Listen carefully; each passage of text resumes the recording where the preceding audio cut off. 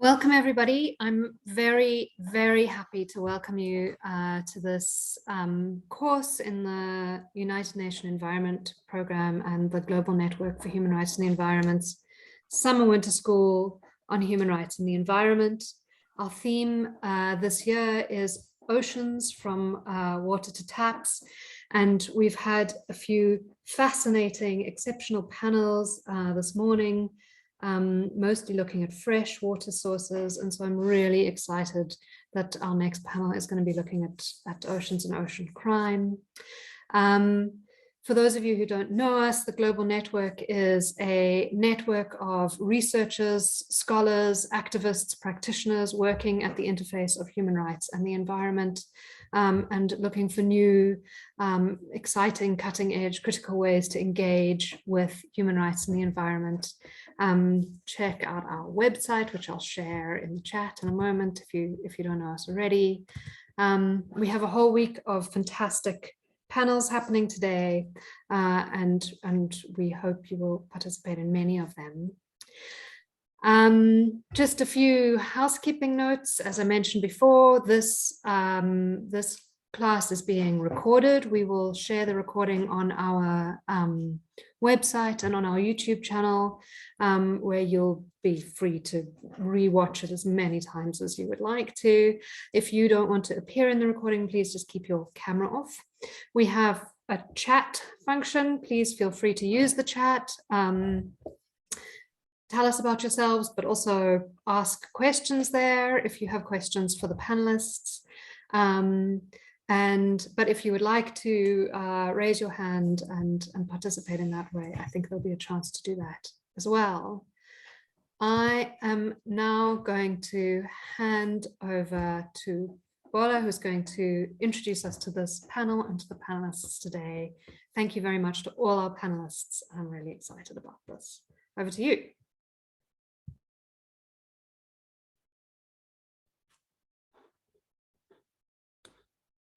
Yes, I'm on mute now. Thank you, Dina. Good morning, good afternoon, good evening, wherever you're joining us from. And thank you for joining us on this panel, which is going to be exploring oceans crimes within the context of blue growth. My name is Olanle Erionsho, and I am a co-director of the One Ocean Hub Ghana, and the One Ocean Hub is one of the co-developers of this year's summer winter human rights and the environment school. On the panel with me today are a number of researchers and academics who will be exploring the human rights dimensions of oceans crimes and its impacts on various users of the ocean, including in particular as well, small-scale fishers. We will be adopting a very expansive view of oceans crimes, and from some of the speakers you would see today, you would listen to today, you would perhaps also go away with an understanding of oceans crimes, which is perhaps different from what maybe some people have originally conceived crimes in terms of the oceans to be. We are going to have 4 speakers on today's panel. We will save all the question and answer for the end of all the speaker sessions. And so, of course, as the panels or the speakers deliver their presentations, please pop in your questions into the chat box, and we will pick them up towards the end of the panel. Without further ado, I would like to start us off, as we are, I think, 8 minutes past the hour, and so it's best we quickly set off on this. And so the first speaker I have the pleasure of introducing today is Dr. Nathan Bennett. Dr. Nathan Bennett is a consultant, a freelance consultant. He's also the chair of the People and Oceans Specialist Group of the IUCN.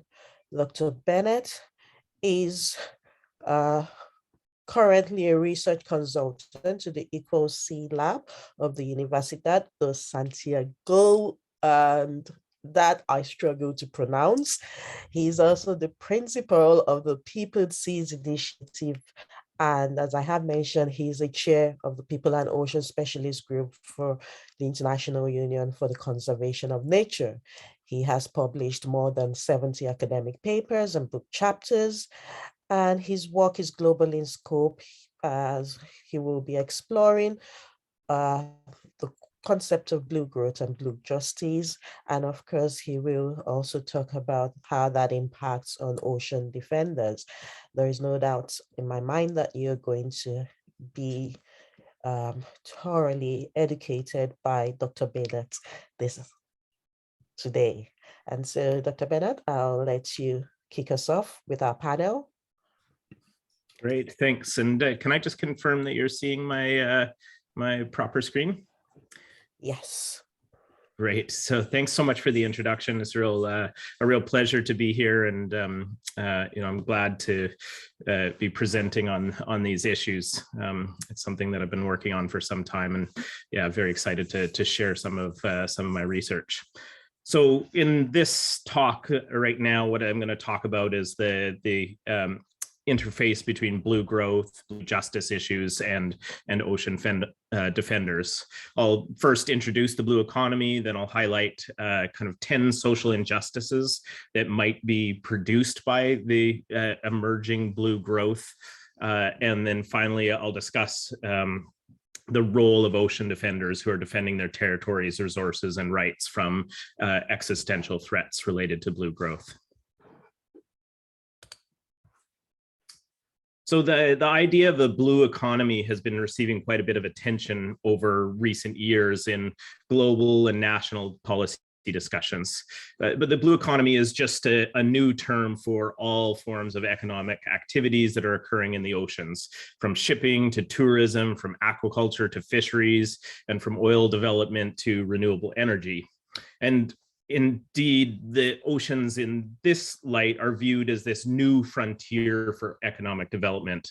And the projections are here that the ocean economy could double or even triple in the coming decades. Many national governments, corporate actors, and others are promoting this blue growth agenda. So this might be seen, for example, in the European Union's blue growth strategy, South Africa's Operation Ficasa, Scotland and Canada's blue growth strategies, and so forth. So this is something that's happening all over the world and in all regions of the world. And the blue economy is also a central focus area for many global ocean meetings and conferences in recent years. But while the blue economy is used as this sort of shorthand for all forms of economic development, the original vision for the blue economy that was put forward by small island developing states is for a form of ocean development that was both equitable and sustainable. Yet, as companies and governments race to capitalize on marine resources, blue growth can also pose substantial risks for both people and the environment.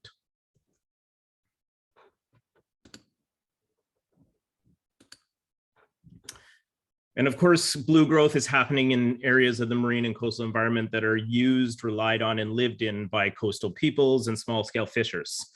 Just for a few stats, there's an estimated 600 million people that are living right on the coast. And this includes estimates anywhere from 12 to 40 million small-scale fishers. And there's as many as 260 million jobs in the fisheries sector. Selig and colleagues also estimate that 775 million people worldwide have a high dependence on the oceans. And of course, claims to marine space and resources are based on much more than just use of the oceans and the direct benefits. We must also consider rights, tenure, adjacency, security, and cultural connections of nations, of small-scale fishers, of indigenous people, and of coastal communities to these spaces. And because the seas are peopled, any of these blue growth activities that are occurring within this space will impact on small-scale fishers and other coastal populations. And so here, I want to engage directly with a social science critique of ocean development, because I feel that understanding the issues is really fundamental to avoiding the risks and achieving a more just, inclusive, and equitable ocean economy. But both civil societies, organizations, as well as academics have been really sounding the alarm about the emergent issues related to the ocean economy for a number of years. Civil society organizations, notably the World Forum on Fisher People, the International Collective in Support of Fish Workers, and the Transnational Institute, have been pushing back against ocean grabbing and blue justice issues that are being perpetuated by blue growth. And this critique that they've leveled is exemplified, for example, in this report from a few years back titled The Global Ocean Grab Primer. And it's also exemplified in a paper that I published in 2015, where we defined ocean grabbing as dispossession and appropriation of use, control, or access to ocean space or resources from prior resource users, rights holders, or inhabitants. Muniba Isaacs, researchers from the Too Big to Ignore Network, and others from around the world have also been documenting environmental and social injustices occurring as a result of past ocean-based development activities. And this increasing attention to ocean grabbing and blue justice issues can really be seen as part of an ongoing critique of the restructuring of rules and authority over access, use, and management of marine resources, as well as areas of the oceans. Yet, I really feel that the risks of and social environmental injustices from blue growth are still insufficiently recognized by those that are advocating for substantial increases to the ocean economy. So in a recent paper on blue growth and blue justice, myself and my co-authors really dug in and explored these past injustices that are produced by ocean-based economic development through a qualitative review of past literature. The central question that we asked was what social injustices can result from the ocean economy. And we used a qualitative or narrative review approach to allow for patterns and themes to emerge from an exploration of the broader literature on this topic. So first we conducted an initial systematic search of the literature terms. Then we allowed themes related to the central question to emerge through open coding of titles and abstract. And this produced 10 main big categories. And then third, we supplemented this narrative review through additional searches of the literature for empirical examples. And I don't have time to go deep into all of these, but in the end, our review highlighted 10 risks or social injustices that might result from the blue economy. Our results showed that the blue economy might lead to dispossession, displacement, and ocean grabbing, environmental justice concerns from pollution and waste, environmental degradation and reduction of availability of ecosystem services. It might produce livelihood impacts for small-scale fishers. Blue growth might lead to lost access to marine resources needed for food security and well-being of coastal populations. It might produce an inequitable distribution of economic benefits. It might lead to social and cultural impacts for coastal communities. It might marginalize women. It might lead to human or indigenous rights abuses, and it might include local people from decision-making and governance processes. So as I've said, I'm not going to go deep into any of these here. If you want to read more, there's a paper published in Marine Policy and also an open access online working paper under the title of Blue Growth and Blue Justice that you can pick up. But we didn't just write this paper only as a critique. We also wrote it with a bit of an eye to thinking about solutions. And so I'll just touch on that very briefly here before moving on to talk about ocean defenders. So an obvious starting place for discussions of solutions is really to offer the opposite of the 10 social injustices that we identified as a set of key recommendations for avoiding injustices. So following this logic, each of these 10 key issues requires attention during blue growth processes.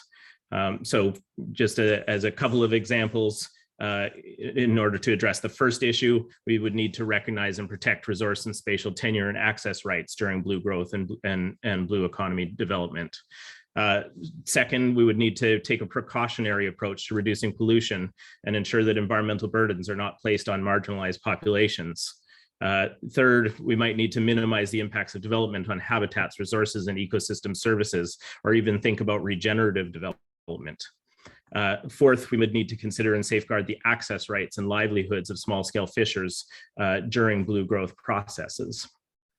and so forth. I won't go through all of these, but you can see how these become just create space for thinking about the solutions to address each of these issues. But the need to address these types of issues in development is already really highlighted in existing international declarations and voluntary agreements. So this includes things like the Universal Declarations on Human Rights, the United Nations Declarations on Indigenous Rights, the Voluntary Guidelines for Small-Scale Fishers, among others. So those are just a few of the documents that really already highlight these types of concerns as needing attention. And of course, they're also codified in corporate social responsibility principles, yet perhaps not quite as deeply as this. But one thing I will note is that many of these high-level agreements and policy documents don't really specifically focus on the oceans. In more of the specific policy documents and guidance related to the ocean economy, injustices and equity concerns also receive short shrift. Just as an additional way of thinking about the solution space, we also argue that an explicit social justice framing ought to guide decision-making processes related to the ocean economy.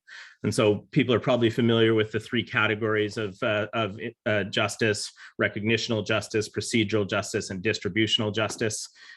If we think through each of those three dimensions, those can provide a broad overarching frameworks or a set of key considerations or practical steps that could guide national or international policy deliberations on ocean-based development, or on the types of actions that might be taken in place-based ocean development activities.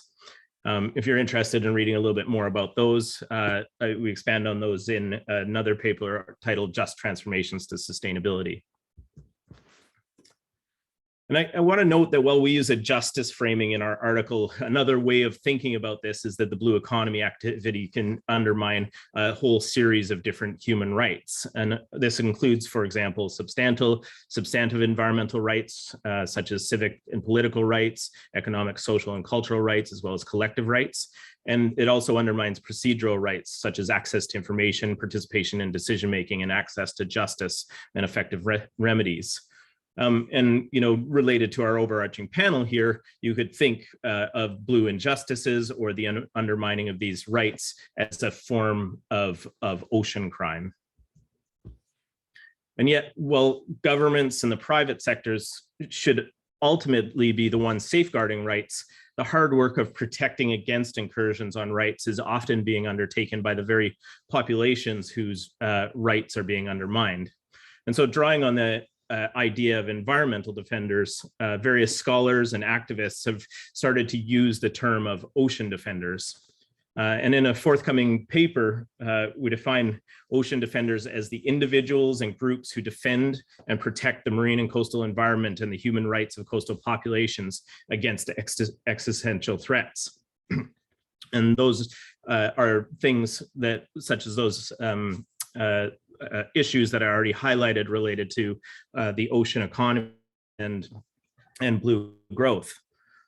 And of course, these can impact on these coastal populations, on their food security, their livelihoods, their health, and their social cultural well-being. And understandably, when these activities threaten their rights to these things and their rights to a healthy, productive, and sustainable marine environment, this can be met with strong as well as vocal resistance by coastal dwellers, by rights holders, as well as by resource users. And in this forthcoming paper, we document a set of global examples of ocean defenders who are struggling to protect their environment and rights. And this includes, just for example, Colombian small-scale fisher folks who are denouncing post-hurricane reconstruction from undermining their livelihoods and coastal ecosystems. It includes Chilean artisanal fisher folks who are protesting against industrial pollution of coastal waters in sacrifice zones. It includes Senegalese fisher folks who oppose licenses for Chinese and Turkish vessels who are fishing in overexploited areas in the inshore and particularly focusing on pelagic fish. It also focuses on or includes Nigerian fisher folk who are denouncing oil spills and calling for cleanups in the Niger Delta region. It includes Bangladeshi small-scale fisher folks and coastal populations who are actively opposing shrimp farming in their areas. It also includes Vietnamese fisher folks and coastal residents who are demonstrating to demand an immediate stop to toxic effluents by a Taiwanese steel plant. So those are just a few of the examples that we documented. We've documented 13 different examples. And again, those will be coming out in a paper very soon. Now, ocean defenders, in order to accomplish their work, they employ various tactics to oppose, resist, and defend their marine environment and rights. And these activities include mobilizing social networks for collective actions, this includes organizing protests and occupations. It includes conducting research and documenting the issues, and then communicating these with the media in order to raise awareness with the public. It also includes advocacy for policy change or for corporate responsibility. And it often includes engaging in lengthy legal or court battles. And where there's insufficient government will or capacity, ocean defenders may also take monitoring, management, and enforcement of laws into their own hands. And I don't have time to get into this here, but these different resistance strategies can definitely have varying levels of success. And this is just my last slide that I want to highlight, and then I'll just go into a couple of summary points. So similar to environmental defenders who are protecting their lands, freshwater forests, and other environmental resources, ocean defenders have received violent threats, been physically assaulted, and have even been murdered for taking a stand. Fisher folk and human rights activists in the Philippines, for example, have been murdered for resistance to the construction of tourist resorts, associated forced displacement of coastal residents, and opposition to the privatization of communal fishing waters. And while ocean defenders are under threat for actively opposing all manner of activities that are harmful to the marine environment and their rights, these individuals and groups who are at the forefront of ocean sustainability efforts often receive insufficient attention in research and policy deliberation on environmental defenders. So just to sum up, 3 main points. Globally, the blue economy is experiencing exponential growth. And if left unchecked, this blue growth is going to produce a whole suite of blue injustices and undermine human rights for small-scale fishers and coastal communities. And then finally, globally, ocean defenders are taking actions to protect their territories, resources, and rights from existential threats from the blue economy, yet they're often receiving insufficient attention in research as well as in policy. So I hope I've piqued your interest in this topic related to blue growth, blue justice, and ocean defenders.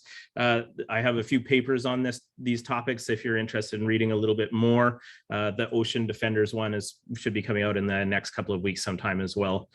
Thanks for your time and for listening. I welcome your questions at the end, and please feel free to reach out if you want to chat more.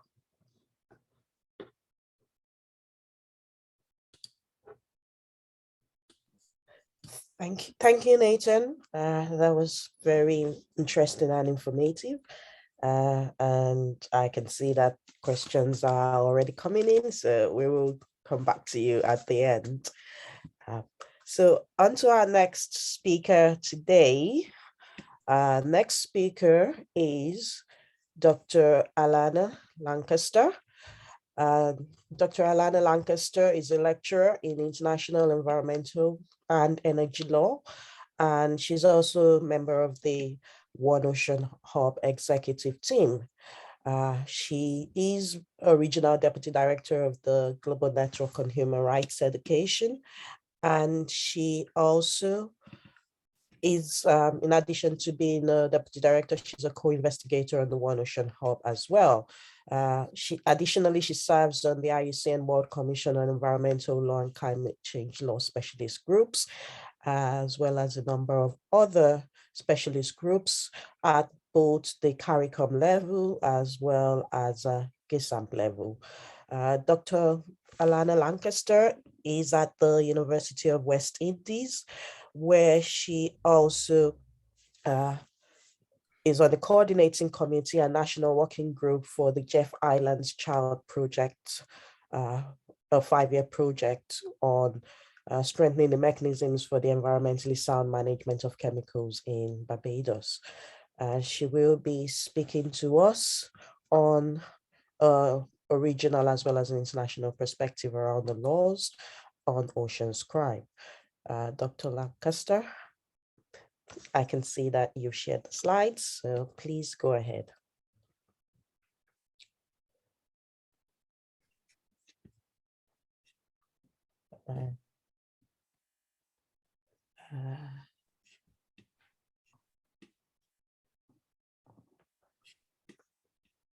Are you on mute? Wait, I can't hear you.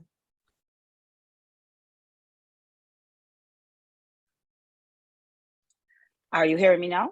Yes, yes. Now. Okay, excellent. For some so if reason, you just put it on presentation. yeah, that's what I'm trying to do. All right, okay. Hang on. Slideshow at the top.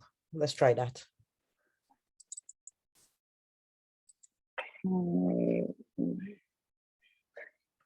The next one.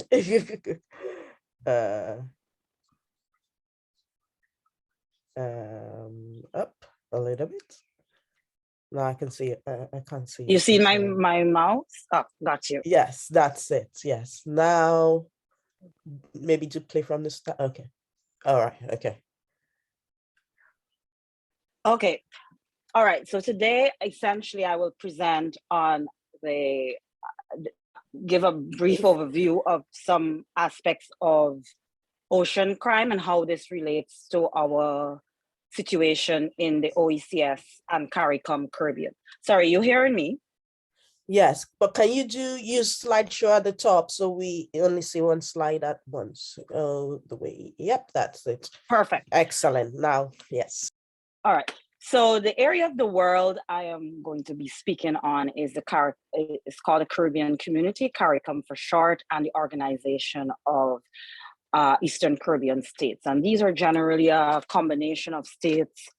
There are 2 sub-regional agreements and largely are members, former colonies of the United Kingdom, though we have, in the case of CARICOM, we also have Haiti and Suriname, which lends to a diversity of legal systems. And in the case of the OECS, which is a subgrouping, there are close relationships with the Overseas Department of Martinique and Guadeloupe.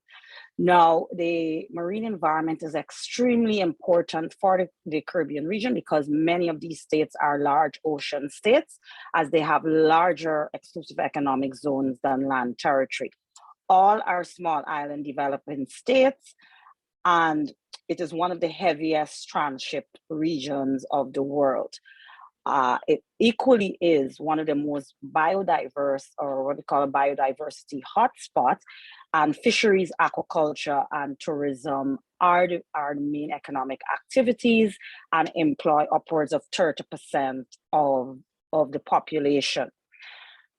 Now, in general, the Caribbean, the focus on governance and regulation of crimes or infractions has largely been from a fisheries point of view, including illegal, unregulated, and unreported fisheries, as well as drug trafficking offenses. However, recently, there has been a shift in emphasis, especially post-COVID-19, which we're looking at value chains, that fisheries crime can occur at each stage of the value chain. Additionally, because of the region's geopolitical position between South and Central America and North America, it is really a hot spot for a lot of illicit activities, and Iu fishing has been regarded as a gateway to a lot of transnational organized crime. And while this is not peculiar, and this is not a peculiar situation for the region. Now, several publications have highlighted this increasing relationship between fisheries and organized crime. And organized crimes, we're looking at a wide diversity of crimes, and I'll share a slide just now. But broadly speaking, they're crimes which cut across a wide diversity of sectors. And as we will see, that's what makes it challenging when we speak of ocean crimes, and more importantly, how we regulate and find justice for small scale fishers. So we've had increasingly compelling evidence that fisheries are not the issue. As a matter of fact, I would go as far as to say that small scale fishers are disproportionately, I suppose, blamed. But there evidence, for example, of smuggling in Trinidad and Tobago waters, drugs and guns in Jamaica and Haitian waters. And increasingly, there has been piracy in Suriname and Guyana waters, for example. However, if we look at reports, so there's a recent study by Belhabib and Lobilion, you will see that if we go on the reporting of statistics, it does appear that the region does not have or is not a hotspot for these activities, but the evidence that we see emerging on a country by country level, I will go into 2 case studies, is the contrary. Now, in aligning with the concept of the blue economy that Nathan would have spoken about, we have seen a topology which has emerged called blue crimes, which has been both criticized as well as utilized. And one of the more recent papers to utilize this topology of blue crimes is a paper which links or uses a more interdisciplinary approach, and also seeks to link blue crime with the eco side of blue crime to ecocide. And briefly, excuse me, in the diagram I have, this is from the paper by Buger and Edmonds. You will see that they divided into activities that happen on the sea, across the sea, and in the sea, and they are cross-cutting issues. And whether we want to agree or not with the topology, it just gives you a flavor that this is an activity that cuts across sectors and activities. So the conclusion that can be made is that it's a complex web of law of the sea, financial, international economic law, international environmental law, and international human rights law. And of course, I'm looking at it from a legal perspective, but there are also a lot of, sociological, fisheries science, and a lot of, it's really inter and transdisciplinary.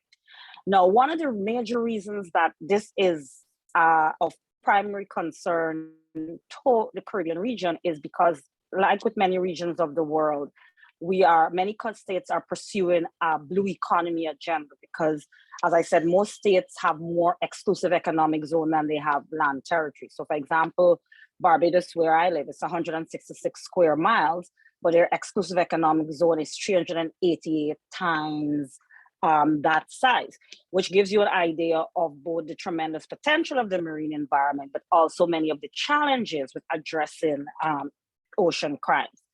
The COVID-19 pandemic has further exacerbated the challenges the region has in addressing the impacts, be they social, economic, or environmental.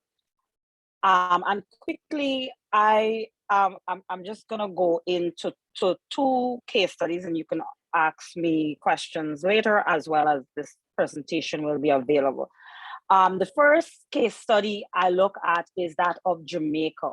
And Jamaica is one of the larger Caribbean states of the CARICOM region. It shares maritime borders with Colombia, Cuba, Cayman Islands, and Honduras. And just to give, if you to picture it, you see the diagram at the bottom there, it is a hot spot for possible illicit activity. Now, fisheries is a critical role in the social, economic, as well as the cultural lifestyle. And like most Caribbean states, fisheries are largely artisanal or small scale fisheries. However, there's been, for various reasons, there's been an increase in the relationship between IUU fishing as well as other transnational transnational illegal activities, more specifically the trafficking in people, firearms, and drug smuggling, as well as utilizing the profits of these activities to launder and facilitate tax evasion. We also have activities such as flag hopping. Now, one of the the challenge is there's not a lot of research or data done in this area for many reasons. And a recent study done in Rocky Point, which is located, it's a fishing community. It's actually a makeshift fishing community because it is located in one of the richest fishing grounds in the Caribbean area called the Pedro Banks. And the activities here have evolved into moving from small scale fisheries because of the decline in fish stock, because of IUU fishing, to ocean crimes. And there's also evidence that COVID-19 has exacerbated this situation. Another example, and I'll wrap up shortly, is Trinidad and Tobago, which is now located in the south of the Caribbean and just from the Venezuelan mainland. As a matter of fact, Trinidad was once geographically linked to the South American mainland. And because of the proximity, even though Trinidad since the 50s has been a petroleum state, there's always been some level of illicit activities, usually smuggling of alcohol and cigarettes between between Venezuela, because it's less than 7 miles. However, there's been an increasing role of fisheries or fisher persons and sorry, my slide isn't moving forward. Yes, and an increase in gang violence as a result of the current activities in Venezuela. And we've also seen an increase in the movement of persons, illegal movement of persons, as well as guns and so on. And just to give you an example, the fishing along this, I don't know if you see in my mouse, but if you see Cedros here, this is about, Cedros is located just at tip there, and to Venezuela, it's about less than 7 miles. So these are hot spots, and the concern is now the movement of persons as well as piracy. And in concluding, some next steps in the Caribbean region, there is definitely an urgent need for more data and research, as well as a transformation from the behavioral and a siloed approach to addressing issues that straddle a gamut of interests. In regard to small scale fishers, they tend to be marginalized in terms of their involvement and participation and access to justice and information. And they need to be more integrated into in not only the management of fisheries, but also the overlaps with ocean crimes. And going back to what Nathan was speaking about, there needs to be deepening human rights approaches, including expanding the ICAZU framework, which for the Caribbean region provides for greater inclusion and involvement of ocean and environmental defenders. And finally, we need to also beef up our legal instruments. I thank you, and I'm available for any questions. Thank you. I'll stop sharing. Thank you, Alana, for that very interesting look at the situation in the Caribbean. And we will quickly move on to our third speaker, Dr. Hashani Hamakua. Dr. Hashani is a legal researcher and an international consultant who has got special interest in oceans governance.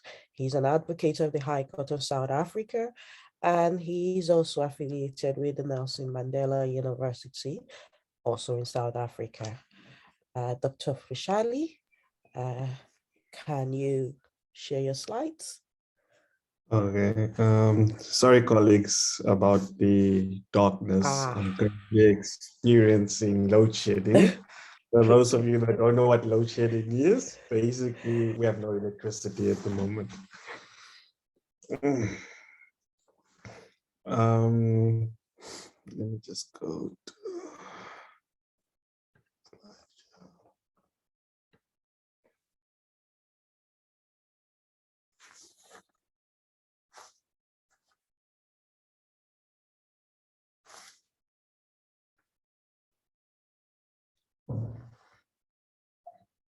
can you guys see my slides? If you just do the slideshow thing we did previously, so we can, or play from start or something, I don't know.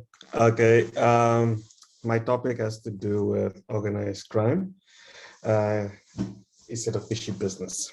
For those of you who know The Godfather, was part of the mafia, and as you can tell, they acquired or built such a huge empire in a sophisticated way. So we shouldn't sorry, Hashani, it still has all of the slides on, so we want, individual slides. Have we clicked slideshow yet? Yes. Or play from the start. I think that's what you need to click. Is it? Give 1 second. Okay. Oh, almost. You had it just now. Yeah, you had it. Yeah, it's a bit tricky. Yeah, it's a bit. Yeah, okay, play from start.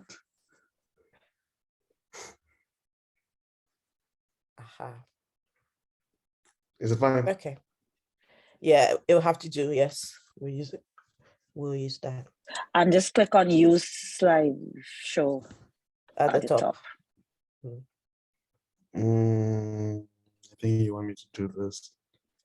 No. Perfect. That's it. Don't do anything else. I see why my monitor does not have power. So it's not using 2 screens anymore. Anyways, the title of my presentation today is Organized Crime in the fishing industry. The outline will be, I'll provide a brief context and background and explain the problems that we're dealing with when it comes to tackling organized crime in fisheries. And I'll also touch upon the legal aspect and outline the new trend relating to fisheries crime or Iu phishing. In relation to the context and background, we all know that fishing vessels are used as a means to harvest marine living resources. Without them, it will be difficult to capture and harvest these resources. Some vessels, as you know, also stay out at sea for long durations, sometimes 6 months, 12 months, others even years before they come back to the coast. And they have sophisticated ways to ensure that they can stay out at sea for as long as possible. And some people even consider the vessels their home, or vessel their home. The importance of fisheries, we know that it sustains livelihoods, it's a source of income, it's a source of employment as well. Direct and indirect businesses also rely on fisheries, especially like secondary businesses such as restaurants, shopping centers, or shops, general shops, etc. And then we all, as outlined earlier, there are some traditional groups that have a close connection with the ocean. So they have, so it's basically out of customs as well. Then in the ocean is also used for medicinal purposes, and it's a source of income for states. And for those of you that love seafood, as you can imagine, it's also like we get horse mackerel, sushi, hake, salmon, lobster, and a bunch of other fisheries resources. Now, when it comes to the problem statement, there is a high demand for fish globally, but this demand results in fish being highly sought after, increasing its economic value.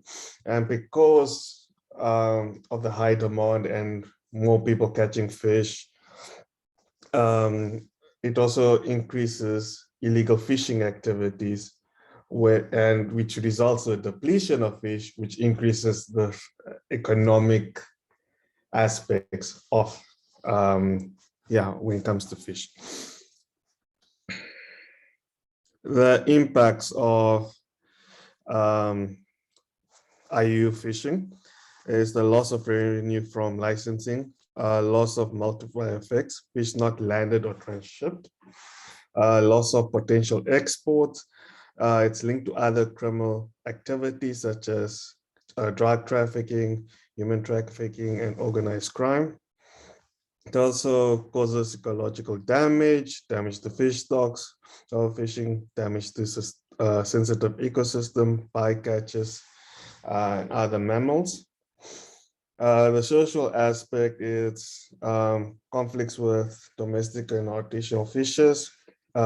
It's a threat to food security, livelihoods are jeopardized and undermines the rule of law. The full cost of illegal fishing worldwide cannot be quantified, but it is estimated to be around 15 billion, but much more than that actually.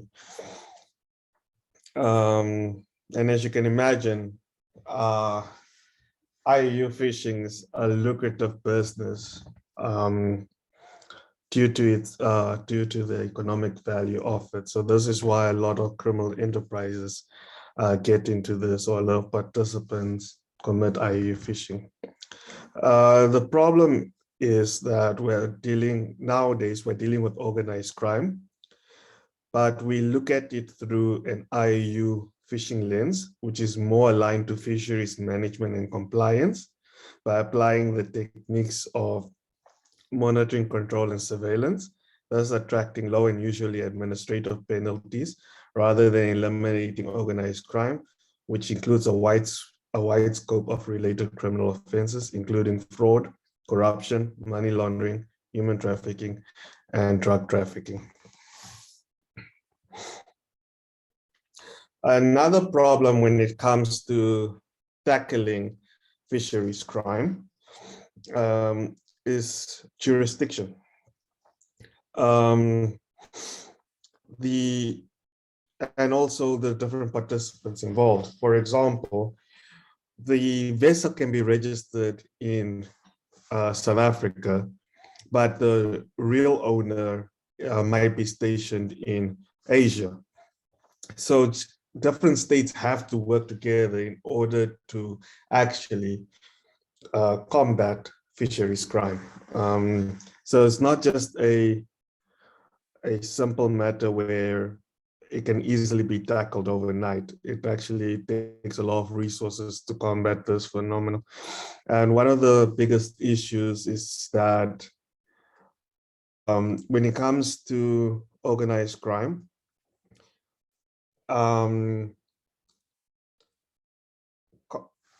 capturing or prosecuting those that are on the lower levels of the hierarchy structure is much easier for people because those people are directly involved. But then you get situations whereby the people provide the resources, or let's just say in corporate terms, let's say the CEO or the people who own the business itself, the company structure itself, they never get prosecuted or they escape prosecution because mainly of jurisdictional issues and also a lack of enforcement mechanisms between different states in that regard.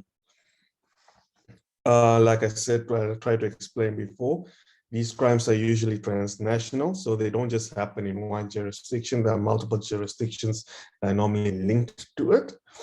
And jurisdiction is very important.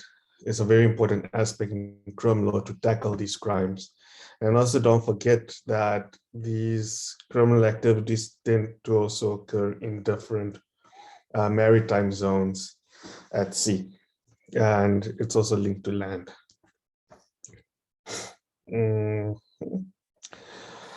There are plenty of legal instruments internationally out there, such as the Law of the Sea Convention, Feedstock Agreement, Port States Measures Agreement, the United Nations Convention Against Transnational Organized Crime, and a bunch of other instruments, but also regional instruments, etc. But like I said before, one of the big issues is that because fisheries is seen as a fisheries management problem, they normally use compliance measures to ensure people abide to the fisheries laws, but that negates the use of criminal enforcement to tackle the crime. So you don't actually know the full extent of the illegal activities that usually happen in the fishing industry.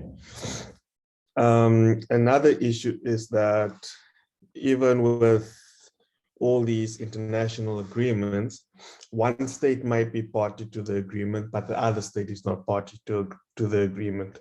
So it also hinders cooperation in that regard. Also, another issue is that even if both parties are, or if both states are part of the agreement, doesn't necessarily mean that the other state will cooperate or states will cooperate with one another. So these are the type of issues that actually occur when it comes to trying to tackle fisheries crimes. So it's not as easy as 1, 2, 3 or ABC, and it's more complex than what meets the eye. And from a organized crime perspective, those guys generally know the law very well, and they know what they can and can't do, and they know where the gaps are in the law as well. So this is why generally the higher ups rarely get prosecuted or they escape prosecution in that regard. This is the end of my presentation. Sorry for fast forwarding a bit. My battery is about to run out. So if there's any questions, I'm more than happy to answer them afterwards. So yeah, thank you. Thank you very much, Hashani, and we're glad you were able to get to the end of the presentation before you lost battery life. So thank you for that. So our final presentation for today is going to be made by Dr. Alexander Winkler. Dr. Winkler is a researcher at the Center for Marine Sciences at the University of Algarve, and he's also a research associate of the Rhodes University, South Africa, where he researches in areas of fisheries sciences and oceans crimes. Dr. Winkler is also going to be looking at a case study, and I will let him get started on that. Thank you very much, Paula. Slides? Yes. Yeah, thanks a lot. Just let me know if you can see my screen. Okay. Everybody see that? All right. Yes. Cool. So Good let to me go. make sure I can see my stuff. I think that is looks good. Check this, the slides changing. Yes, okay, perfect. Okay, so I'm going a little bit, I think the previous speakers really summed up the problem in terms of ocean crime globally, the legal problems, spoke a lot about, you know, large scale commercial fisheries, and the really hard, it's really hard to try and manage these really big, wicked problems globally. I'm going to focus down a little bit and talk about just a case study from South Africa in terms of recreational fisheries. And my talk is called, "Are we mismanaging one of the world's largest fisheries because it's just for fun, or is it?" So let's talk about these different fisheries we have, that we all get our food from, that we all are participating. So we have large-scale fisheries, which are general commercial fisheries, which are often sort of bottom trawlers for your hake or your cod, purse seiners for sardines, and horse mackerel, longliners for species like tuna. But then we also have small-scale fishes, such as artisanal fishes, which often have a lot of cultural importance, and learned their techniques. Others, subsistence fishes, which also have cultural importance, but, you know, really fish for their own survival. And then we also have recreational fishes, which generally are fishes that fish for fun. But there's often quite a blurred line between these small scale fishes. And that's often because, and like in this recent paper, there's a fuzzy boundary between recreational and subsistence inland fishes. While I'm speaking about marine fisheries, it's important to know that there is a very fuzzy line between recreational and subsistence fishes, because when you fish for fun, you often catch a fish to eat as well. It's often the goal of the experience. While artisanal subsistence fishes might not be doing it for fun per se, but they're actually fishing for food. So there's kind of this sort of blurred line between the two, or the three, should I say. So again, large scale versus small scale fishes. So large scale fishes generally catch a lot more fish globally than small scale fishes. They, as you can see by the table on the right, about 45 million tons compared to 28 million tons for small scale fishes. However, it must be known, it's very important to know that small scale fishes discard very little of their catch, where a lot of bycatch and unwanted species are discarded by large scale fishes. Furthermore, very little of the fish that are caught by small-scale fishes get turned into animal feed, where a lot of that get turned into animal feed, fish oils and fish meals by large-scale fishes. The fuel consumption of small-scale fishes is a lot lower than large-scale fishes. The number of people employed by small-scale fishes is a lot more than large-scale commercial fisheries.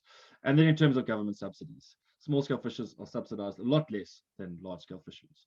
So there's an important distinction. Even though the one catches a lot more, the other one is almost more labor-intensive and a lot of more social benefits a lot of the time. So what is recreational fisheries exactly?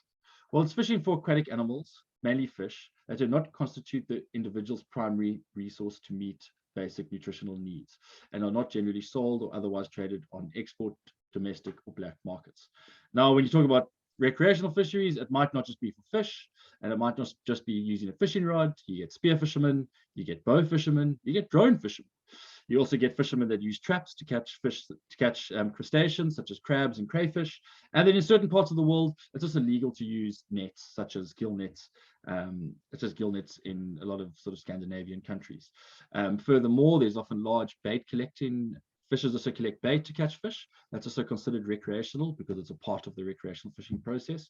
And things like oysters, you can, some parts of the world, you can go to the beach or go to the rocks and collect your own oysters to eat, which is a very common practice and considered recreational.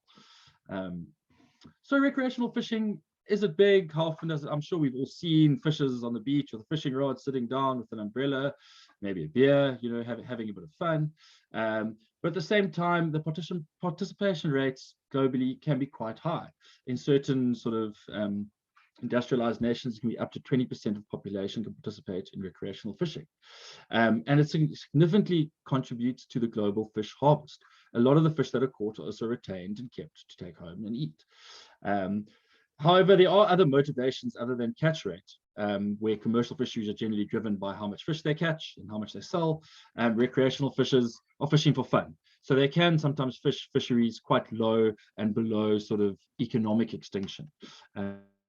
per se. But I must say that highlighted by these maps is that a lot of the information we know about recreational fisheries is from the global north and from sort of more industrialized nations, and there's very little information coming from developing nations. But there is quite a large bit of evidence suggesting that there is quite a bit of recreational fishing occurring in these states.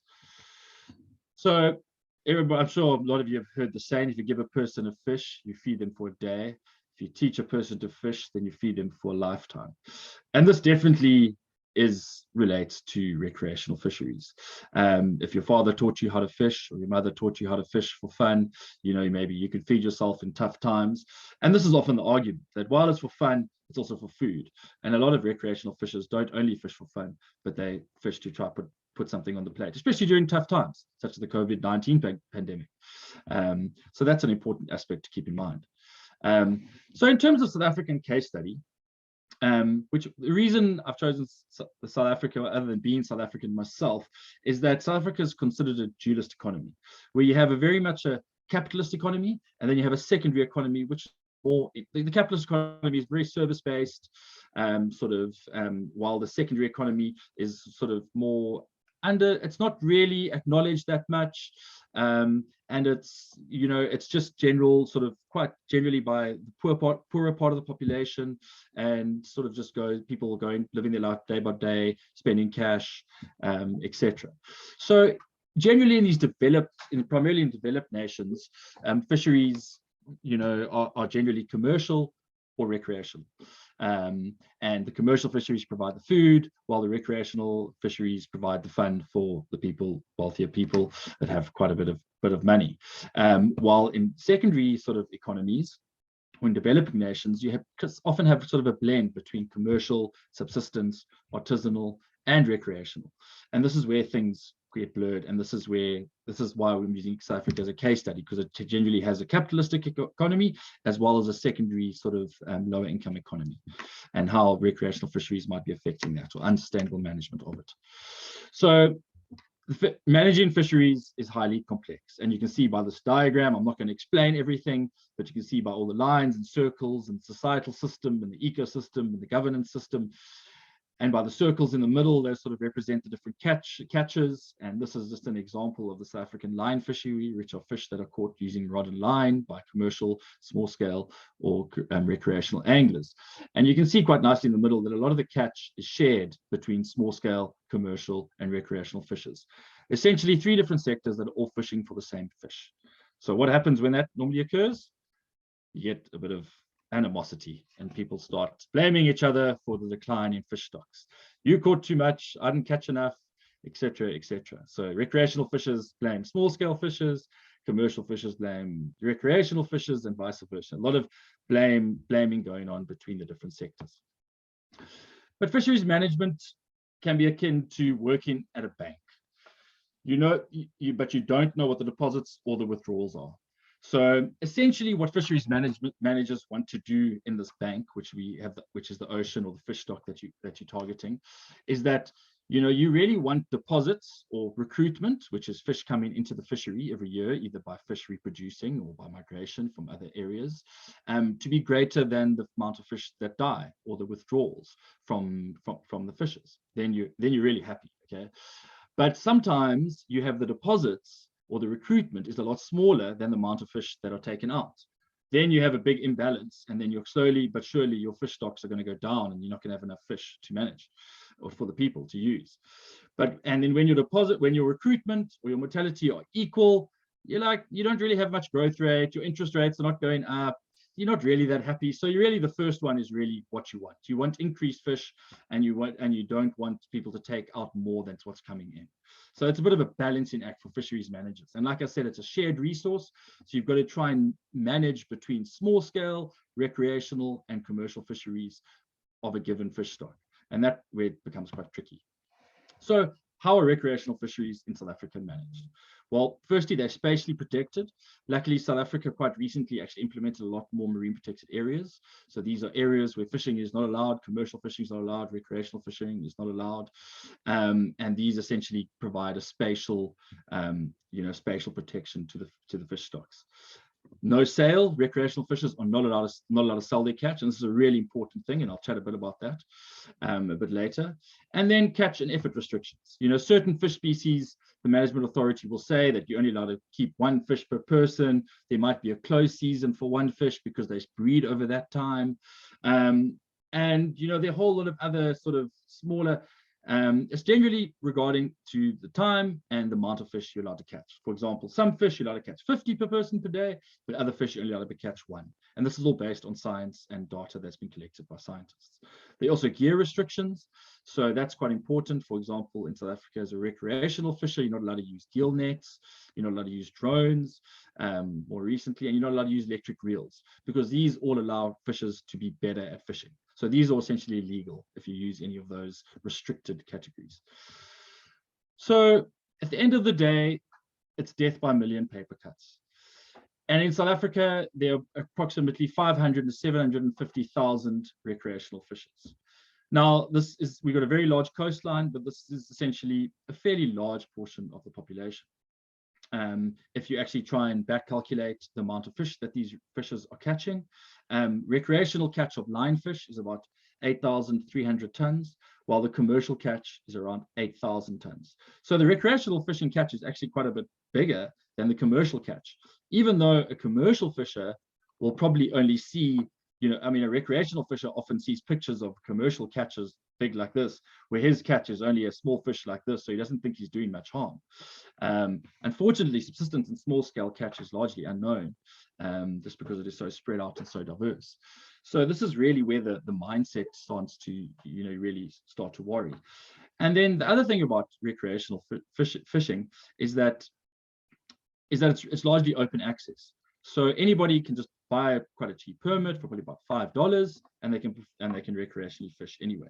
Commercial fishing permits are a little bit harder to get and are often quite regulated by the state. And the amount of commercial effort has actually been reduced by 70% from 2000 because of the state of a lot of the lionfish stocks.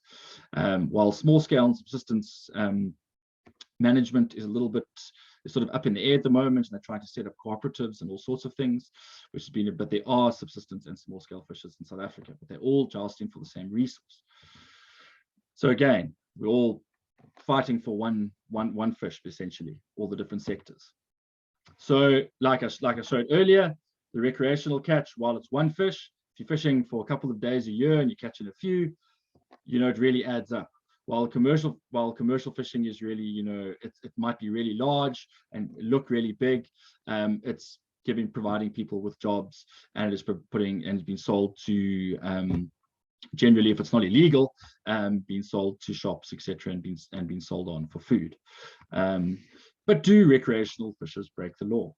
And in a recent study, it does suggest they definitely are. In terms of buying permits, a lot of fishers, up to 30% in South Africa, do not buy permits, which makes it really hard to estimate how many fishers are fishing. At the same time, a lot of fishers catch undersized fish, and they don't release them, and that makes it really hard for fish to grow. A lot of 5% of anglers fish in closed areas, the marine protected areas. Up to 8% of anglers catch prohibited species. Up to 14% of anglers use prohibited bait species. In terms of bag limits, up to 10% of fishers don't stick to bag limits in terms of the number of fish they're allowed to legally catch, and up to 5% of anglers sell their catch. Overall, up to about 50% of fishers confess that they do break recreational fishing laws in some way or form in South Africa. But why do we even need recreational fishing? It's just for fun. What's the point? Let's just keep it to small scale fishers that help communities, and let's keep it to large scale commercial fisheries that feed the family.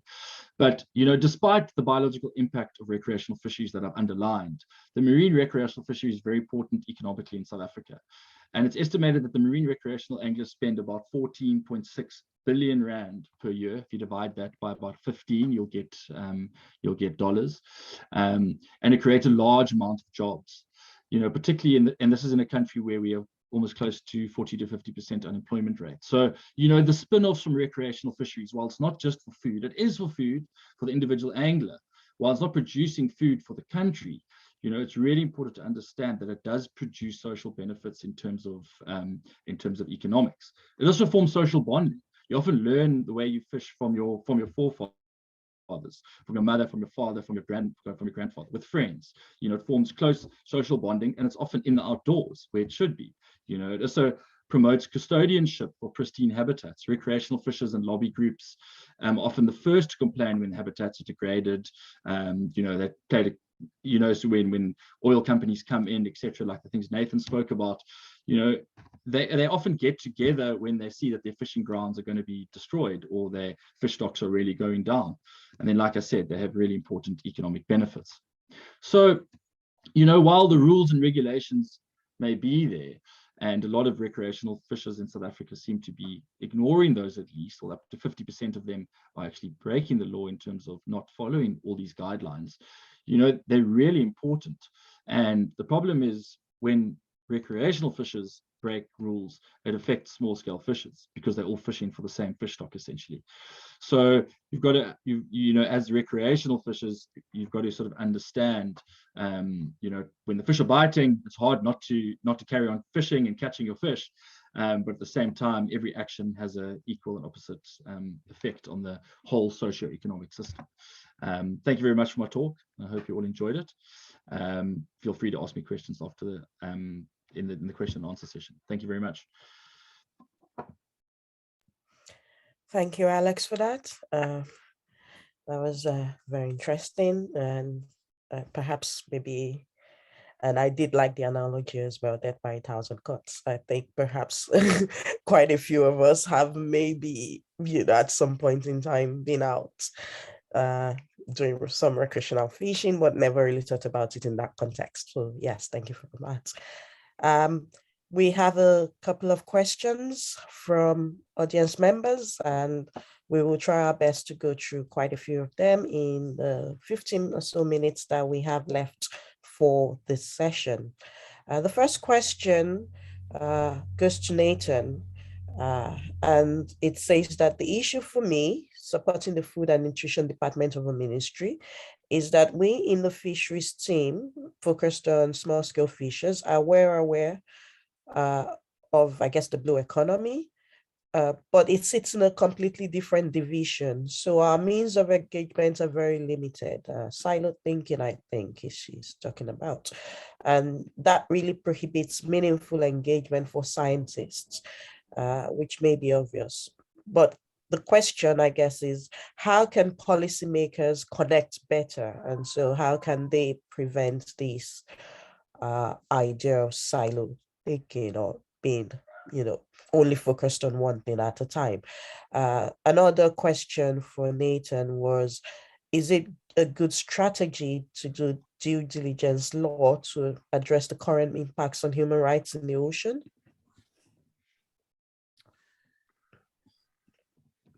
Thanks for the questions. I believe I'm unmuted. I mean, first of all, I think the scenario of different government departments being responsible for fisheries versus different aspects of the blue economy is quite common around the world. I think often it's development departments, sometimes ocean departments, broader ocean departments, but sometimes fisheries departments for sure that are responsible for blue economy development. But I think it varies quite broadly. And I think the issue that you've highlighted is something that most places are experiencing. How do we communicate across these different government jurisdictions? How do we communicate between different agencies about these issues, et cetera, et cetera? And there, I think there's a role for research and communication. Obviously, there needs to be better spaces for integration of thinking and cross jurisdictional collaboration.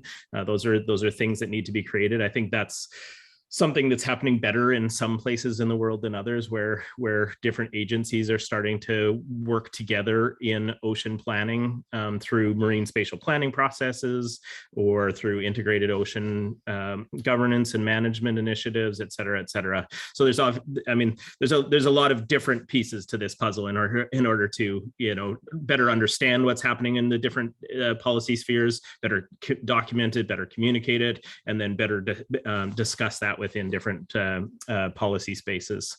I think given the time, that's probably as good of an answer as I can give for now. The second question is probably not best answered by me. I would need you to repeat it one more time as well, but it might be better answered by someone with a more expertise in law. Okay, so the question was, is it a good strategy to use due diligence law, I think, to address the current impacts on human rights in the ocean? Yeah. Do we have somebody with a better law background among us? Maybe Alana. Yeah, I would attempt. Actually, it's pretty interesting because two colleagues, well, I'm with them, they're leading the paper. We're actually looking at existing due diligence obligations at international law, but perhaps not in the ocean crimes context specifically, but we're looking at it in regard to children's rights and the environment. But there are a lot of commonalities, and certainly there are a lot of existing bits and bobs of international law, both substantive law as well as how you access procedures, and so how you access that can be a starting point for expanding. So for example, the basic procedural rights link nicely with what you're speaking about, Nathan, in terms of ocean and environmental defenders, because one of the areas, especially for small scale operators, not only in the Caribbean, but generally across the world, is having access to the information and the ability to access, for a variety of reasons, justice, courts, getting redress, also participating in processes that involve apportioning resources. So you, for example, spoke of blue grabbing and so on. And so we have examples, where a natural disaster was used as a guise to try to have an example of blue grabbing in the Caribbean region. So I think to summarize, it would be, it's not that there's not existing due diligence or due diligence cannot be used. I think it's how we marshal our thoughts and approaches, and it would definitely need to be interdisciplinary or transdisciplinary approach across various sectors and persons. I don't know if that answers your question. Yes, thank you, Alana. And I think maybe just to add from my end, I think one important thing which perhaps came true in both Hashali's paper as well as a presentation and across generally is the role of corporate bodies, so corporations and companies, and and these big multinationals, and that point about sometimes beneficial owners of of businesses are in different jurisdictions from where these ocean crimes are committed. And so I guess it's the point that there needs to be a role for the law, strengthening the law across transnational law to deal with some of this matters. And there's a position, I think, for international business law, and we haven't talked about that a lot here, but that's very important to we need to strengthen company laws, etc., to ensure that these kinds of gaps or loopholes perhaps do not occur, I think. Yeah, I think I just add quickly that there has been some development of business and human rights law. So that would be a useful starting point, because one of the issues, as you say, to look at it from a company law lens as opposed to a law of the sea, because often what vessels themselves in jurisdictions which are difficult to really, and you have flag hopping and so on. It's really difficult under the law of the sea network, framework, sorry, to address it, because there may not be the willingness to. That's the other thing. The one thing just to quickly add to all of this, thanks to both of you for answering that question better than I could. I think the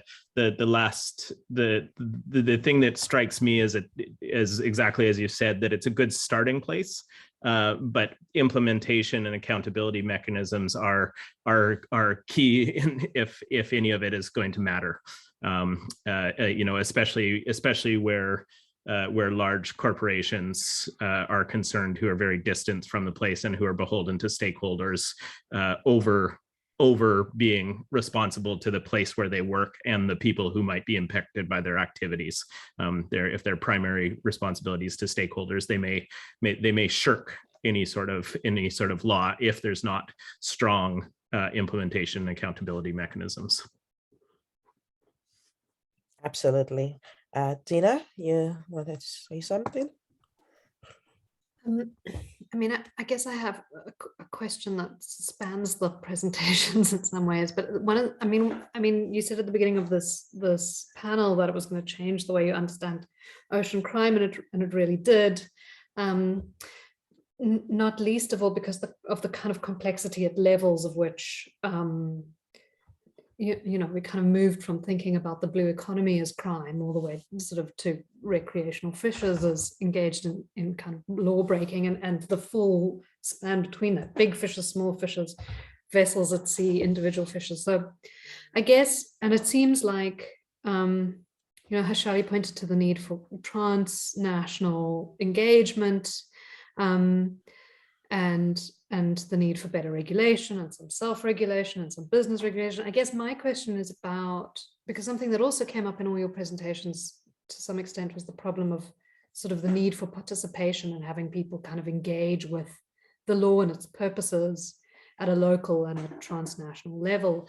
And I guess my question is about, how do we engage recreational fishers? How do we engage small-scale fishers in the Caribbean? How do we engage ocean defenders sort of in different parts of the world? How do we engage sort of participation in this hugely complex kind of single ocean, multiple jurisdiction complexity? How do we make space for participation in all that complexity? I'm sorry, that's maybe a nasty question because maybe there is no, I don't know. But that's sort of something I'm thinking about. How do we bring this sort of global transnational complexity down to sort of local engagement and participation in a meaningful way? I guess, go ahead. Go, Alana, you go first.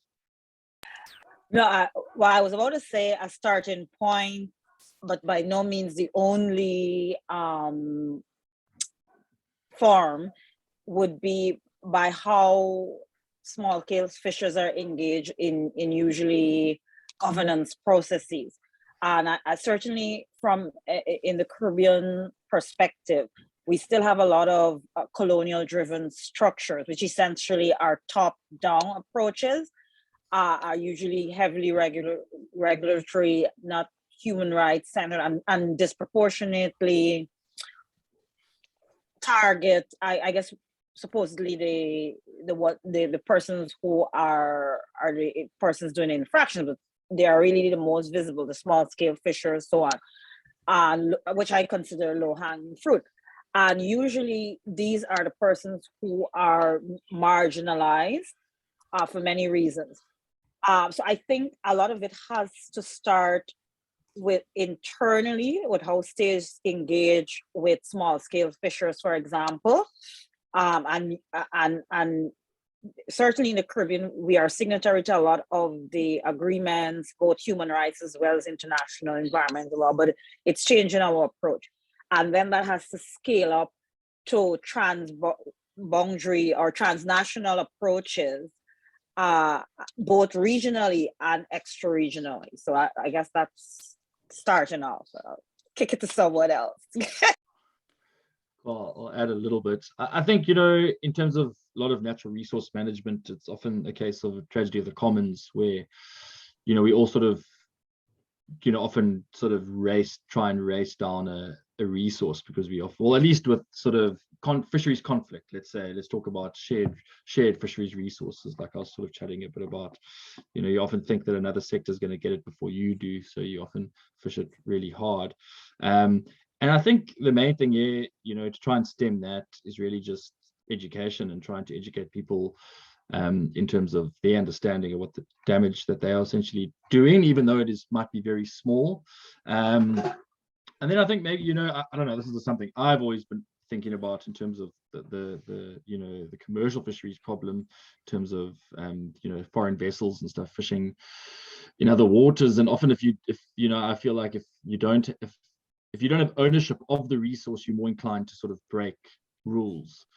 So if you're a foreign vessel maybe fishing in another water, you're more likely to sort of break crimes and, you know, do things that you shouldn't be doing because it's outside of your territorial waters. And, you know, that's probably not very feasible, you know, but maybe we should really start thinking about you know, how these really large scale ocean going fleets are fishing the ocean, and, you know, whether the rights should be rather given to the country and the EEZ exclusively, and then sort of, you know, if exported out of that country rather than fished by a you know, a foreign fleet. I know this doesn't make any economic or political sense, and it'll never be taken up, but, you know, that might sort of be the stemming to the problem of you know, putting off your transponder, etc., and going under the radar and fishing in off countries' waters where it doesn't really affect you because you'll just jump to the next country's EEZ when those fish are hammered. So yeah, I think we need to have a big rethink, but I'm sure you know, Nathan or Alana probably know a lot more about the sort of large scale commercial problems in terms of the ocean economy than I do. I might make just one quick response based on your very last aspect of your question, which is around you know, bringing participation down to local spaces or something like that. I think it's actually a combination of bringing decision making down to local spaces and bringing civil society groups up into national and international decision-making processes. So, you know, for the first, I would draw on like the thinking of Eleanor Ostrom around nesting in environmental governance institutions, and that you know, decision-making processes as well as authority and responsibility should be devolved to the lowest level possible. So that would be my, you know, the first thing. And, you know, what is the lowest level possible? That is, you know, a place where there is adequate capacity and also ownership over resources to be able to make decisions that are impacting on local people. So I think that's one way to think about participation and making decisions over the ocean. Another one is that we need to think across scales, and we need to be thinking nationally and across jurisdictions and across places. And because we need to do that, then we also need to think about bringing people up into those bigger decision-making processes. And so what does that mean? That means you know, creating space, inviting people, but also paying for them to attend meetings, because they don't necessarily have salaries provided by government to be able to attend those spaces, or by international non-governmental organizations or philanthropic organizations. And so a very real example of where this is happening right now is at the United Nations Oceans Conference that's coming up in just a week. Some civil society, small-scale fishers organizations have said, we don't really feel like we have space in that meeting and we don't feel like we can really attend that meeting. So they've decided to create an alternate conference, which is the Ocean Peoples Conference, which is going to occur on the side and via virtual platforms, because they can't necessarily attend those spaces. And as somebody here, pointed out, they can't get visas necessarily to attend those conferences. And so, they become unfair spaces that don't necessarily include those local voices in those big international processes, which is going to lead to perpetuation of unfair ocean policies if those voices aren't taken into account properly. Absolutely, thank you.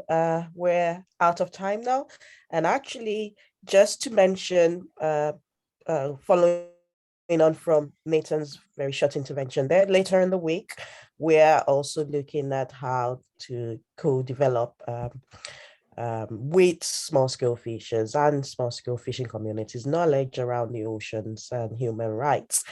So for those on this call who perhaps are interested in that, I believe that's on Thursday. Please sign up for that and you will see some of the obstacles to engaging with local communities and ensuring that their voices are heard across scales at the national and international levels. Thank you very much to all our panelists.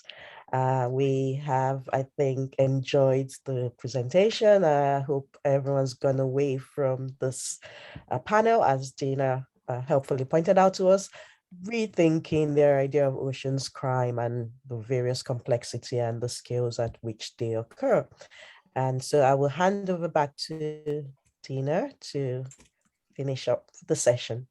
Thank you very much. Thank you to our excellent moderator for organizing this panel and for moderating the panel today. Those were extraordinary talks. It was sort of rich and complex and diverse, and luckily recorded, so you can watch them all again. It'll be on our YouTube channel on our website. As Bola just said, there are a number of sessions coming up, a number coordinated by the One Ocean Hub, looking at the various dimensions of ocean governance, looking at children's rights in the ocean, looking at small-scale fishers in the ocean, looking at human rights and the ocean climate nexus.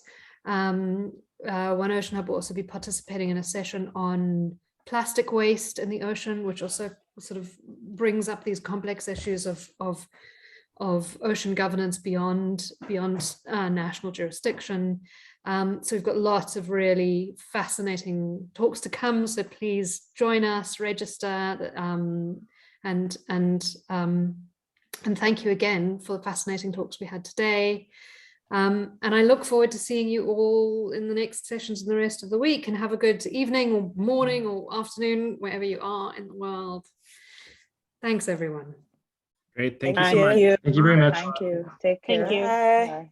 Bye. Bye.